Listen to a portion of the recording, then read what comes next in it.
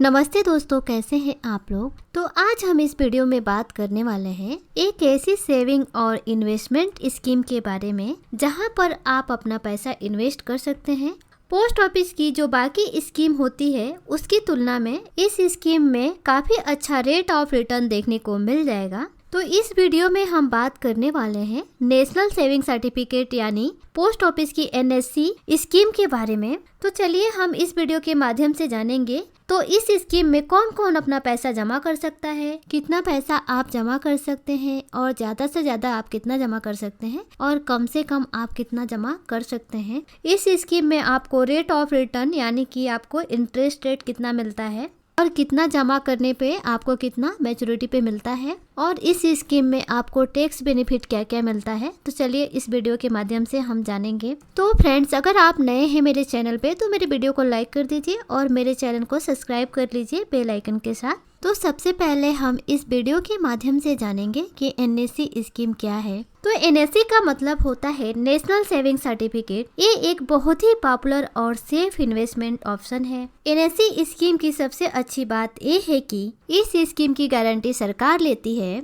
इसका मतलब ये है कि जो भी पैसा आप इस स्कीम में इन्वेस्टमेंट करते हैं वो पैसा आपका सिक्योर होता है यानी सुरक्षित होता है। इस स्कीम में आपका पैसा डूबने का भी डर नहीं रहता है क्योंकि इस स्कीम की गारंटी सरकार लेती है। तो दोस्तों, अगर आप भी अपने पैसे को सिक्योर रखना चाहते हैं और एक फिक्स ऑफ रिटर्न चाहते हैं तो पोस्ट ऑफिस का NSC स्कीम एक अच्छा ऑप्शन आपके लिए हो सकता है। और ये स्कीम काफी सेफ है। बैंक में अगर आप FD करवाते हैं उससे भी ज्यादा पोस्ट ऑफिस में आपका पैसा सेफ रहता है। तो चलिए अब जान लेते हैं कि इस स्कीम में कौन कौन अपना अकाउंट ओपन करवा सकता है। इस स्कीम में कोई भी इंडियन सिटीजन अपना अकाउंट ओपन करवा सकता है, चाहे उसकी उम्र 18 साल से कम हो या 18 साल से ज्यादा हो, कोई भी अपना अकाउंट ओपन करवा सकता है। अगर हम बात करें कि एक व्यक्ति अपना कितना अकाउंट ओपन करवा सकता है तो एक व्यक्ति चाहे जितना भी अपना अकाउंट ओपन करवा सकता है। 1 करवा सकता है, 2, 3, 4, चाहे जितना भी करवाना चाहे वो करवा सकता है। इसका कोई लिमिट नहीं है, आप जितने भी चाहे उतना अकाउंट ओपन करवा सकते हैं। तो चलिए अब जान लेते हैं कि इसमें कितने प्रकार के अकाउंट होते हैं। इसमें एक तो हो गया सिंगल अकाउंट जो कोई भी व्यक्ति जाकर अपने नाम से अकाउंट ओपन करवा सकता है, नॉर्मल अकाउंट। इसके अलावा जो 2 प्रकार के अकाउंट होते हैं वो होते हैं ज्वाइंट अकाउंट। यहाँ पे ज्वाइंट अकाउंट 2 प्रकार के होते हैं, joint account A, joint account B। अब देखिए, जो ज्वाइंट अकाउंट A होता है उसमें 3 लोग मिलकर अपना अकाउंट ओपन करवा सकते हैं। ज्वाइंट A अकाउंट आपने ओपन करवा लिया 3 लोगों ने मिलकर, तो अब इसमें ऑप्शन होता है कि मैच्योरिटी पे तीनों में से किसको पैसा मिलेगा। इसमें एक ऑप्शन होता है कि आप एक व्यक्ति को सिलेक्ट कर सकते हैं कि इसको पैसा मिलेगा, उसको मिलेगा। और दूसरे तरह का जो अकाउंट होता है उसमें तीनों को बराबर बराबर भाग में पैसा मिल जाएगा। आप जैसा चाहते हैं वैसा अकाउंट ओपन करवा सकते हैं। अगर आप चाहते हैं कि 3 लोग मिलकर ज्वाइंट अकाउंट खोल लें और किसी एक को पैसा मिले तो उसको मिल जाएगा। अगर आप चाहते हैं कि 3 लोगों ने मिलकर अगर अकाउंट ओपन करवाया है और सबको इक्वल पोर्शन में पैसा मिले यानी बराबर बराबर भाग में मिले तो उस तरह का भी ज्वाइंट अकाउंट आप ओपन करवा सकते हैं। तो इस तरह से ज्वाइंट अकाउंट में ऑप्शन होता है। आप 3 लोगों ने मिलकर अगर आपने अकाउंट ओपन करवा लिया है और अगर आप चाहते हैं मैच्योरिटी पे किसी एक आदमी का ही नाम सिलेक्ट कर सकते हैं कि उसको पैसा मिले तो उसको मिल जाएगा मैच्योरिटी पे पैसा। तो ज्वाइंट अकाउंट में इस तरह का ऑप्शन होता है कि आप पैसा किसी एक व्यक्ति को देना चाहते हैं या तीनों को बराबर बराबर भाग में मिलना चाहिए। तो ये आपके ऊपर डिपेंड होता है कि आप किस तरह का ज्वाइंट अकाउंट खुलवाना चाहते हैं। तो अब बात करते हैं कि हम अकाउंट ओपन करने के लिए कितना पैसा जमा कर सकते हैं। तो यहाँ पे कम से कम 1000 रुपए जमा करके आप अकाउंट ओपन करवा सकते हैं और यहाँ पे ज्यादा की कोई भी लिमिट नहीं है। आप जितने भी चाहें उतने पैसे जमा करके अकाउंट ओपन करवा सकते हैं। आप चाहें तो 1 लाख रुपए जमा कर सकते हैं, आप चाहें तो 1 करोड़ रुपए जमा कर सकते हैं। मैक्सिमम इसका कोई भी लिमिट नहीं है NSC स्कीम के अंदर। तो चलिए अब बात करते हैं NSC स्कीम के फीचर के बारे में। NSC स्कीम जो है वो बाकी पोस्ट ऑफिस की स्कीमों से थोड़ा अलग है। मान लीजिए आपने अपने नाम पे इस अकाउंट को ओपन करवा लिया है तो नेशनल सेविंग सर्टिफिकेट आपके नाम से इशू हो गया। अगर आप चाहते हैं किसी और के नाम पर इसको ट्रांसफर करना तो आप ट्रांसफर भी कर सकते हैं। और इसको आप गिरवी भी रख सकते हैं, यानी आपको ट्रांसफर और गिरवी रखने की भी फैसिलिटी मिल जाती है, जो कि पोस्ट ऑफिस की बाकी स्कीमों में आपको नहीं मिल पाती है।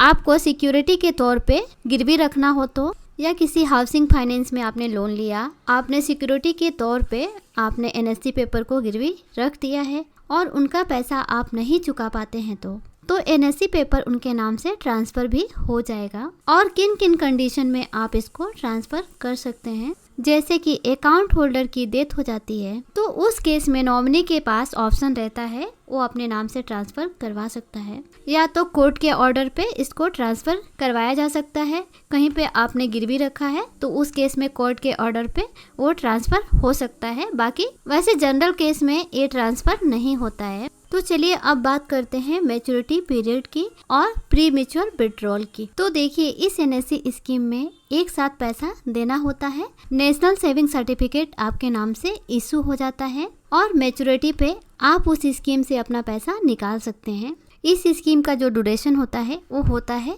पूरे 5 साल का, यानी आप पैसा जो जमा करवा रहे हैं वो 5 साल के बाद मैच्योरिटी पे आपको विथ इंटरेस्ट मिलेगा। तो अब बात करते हैं प्री मैच्योर विड्रॉल की। तो देखिए, इसमें अगर आपको बीच में पैसे की जरूरत पड़ जाती है तो आप खुद से इसको बीच में बंद नहीं करवा सकते हैं। यहाँ पे सिर्फ 3 केसेस हैं जहाँ पर आप इसको प्री मैच्योर विड्रॉल करवा सकते हैं। जैसा कि आपको बताया था, अगर अकाउंट होल्डर की डेथ हो जाती है उस केस में नॉमिनी के ऊपर डिपेंड करता है कि वो बंद भी करवा सकता है या अपने नाम पर ट्रांसफर भी करवा सकता है। तो वो नॉमिनी चाहे तो इस अकाउंट को बंद करवा सकता है या कोर्ट के ऑर्डर से इसको बंद करवाया जा सकता है। कोर्ट ने ऑर्डर दे दिया है, कोई भी लीगल केस चल रहा है, अगर कोर्ट ने ऑर्डर दे दिया है उस कंडीशन में इसको बंद करवाया जा सकता है। या आपने किसी बैंक के अंदर इसको सिक्योरिटी के तौर पे आपने इसको डिपॉजिट किया है और उस बैंक का पैसा आप नहीं चुका पा रहे हैं, उस केस में उस बैंक के पास ऑप्शन होता है और ट्रांसफर भी करवा सकते हैं अपने नाम पे या उसे बंद भी करवा सकते हैं, यानी प्री मैच्योर क्लोज भी करवा सकते हैं। वो पैसा अपने नाम पे ले सकते हैं।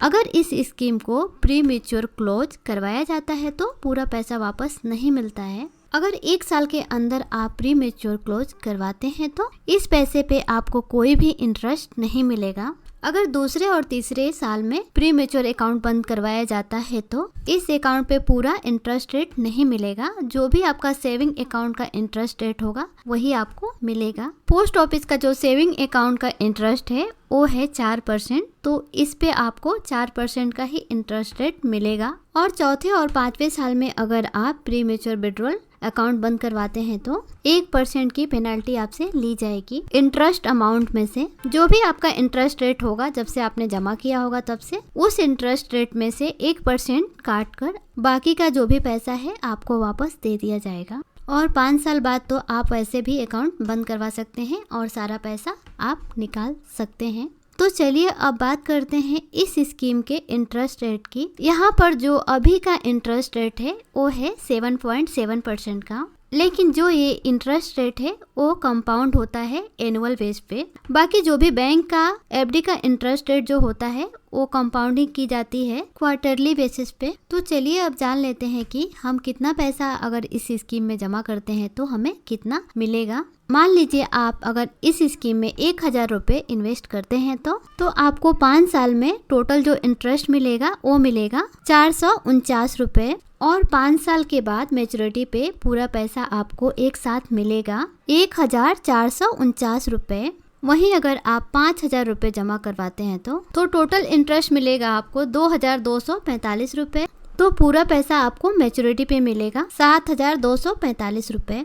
अगर आप इस स्कीम में 10,000 रुपए जमा करवाते हैं 5 साल के लिए तो जो आपका टोटल इंटरेस्ट मिलेगा वो मिलेगा 4490 रुपए और 5 साल की मैच्योरिटी पे आपको मिलेगा 14490 रुपए। इस स्कीम का अभी जो इंटरेस्ट रेट है वो है 7.7% का और ये इंटरेस्ट रेट हर 3 महीने में चेंज होते रहते हैं। अभी अक्टूबर से लेकर दिसंबर तक यही इंटरेस्ट रेट इस स्कीम पर रहेगा, आगे इंटरेस्ट रेट चेंज हो जाते हैं।